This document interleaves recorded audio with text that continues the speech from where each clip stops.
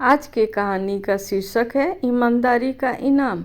बहुत समय पहले की बात है। एक छोटे से गांव में रामू नाम का एक लड़का रहता था।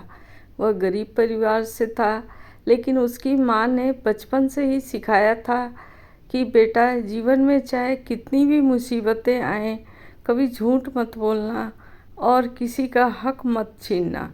रामू गांव के लोगों के खेतों में काम करके अपना और अपनी माँ का गुजारा करता था। मेहनती तो था ही, साथ ही ईमानदार भी। गांव के लोग उसकी इस आदत को जानते थे और उसे बहुत पसंद करते थे। एक दिन की बात है, खेत की मेड़ पर काम करते करते रामू को एक थैली मिली। उसने थैली खोली तो उसकी आंखें चौंधिया गई। उसमें सोने के सिक्के थे।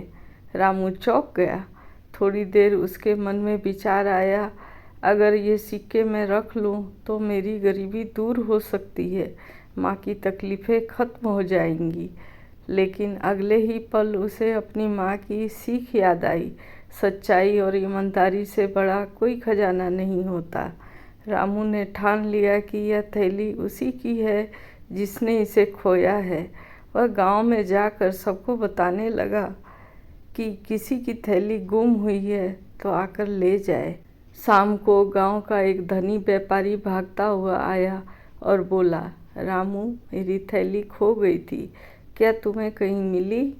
रामू ने बिना देर किए थैली उसे लौटा दी। व्यापारी ने गिनती की तो एक भी सिक्का कम नहीं था। व्यापारी के आंखों में आंसू आ गए। उसने कहा, रामू बेटा, आज के समय में इतना ईमानदार इंसान मिलना दुर्लभ है। मैं चाहता हूँ कि तुम मेरे साथ रहो और मेरी दुकान संभालो। रामू ने मना किया, बोला, मुझे इनाम नहीं चाहिए, मैंने तो सिर्फ अपना फर्ज निभाया। व्यापारी मुस्कुराया और बोला, तुम्हारी यही सच्चाई ही तुम्हारा सबसे बड़ा इनाम है, लेकिन फिर भी मैं तुम्हें अपने दुकान का हिस्सा बनाना चाहता हूँ, क्योंकि ऐसे ही लोगों के साथ ही व्यापार और जीवन सुरक्षित है। रामू की ज़िंदगी उसी दिन से बदल गई। उसने मेहनत और ईमानदारी से व्यापारी की दुकान चलाई और धीरे धीरे गांव का सबसे सम्मानित इंसान बन गया।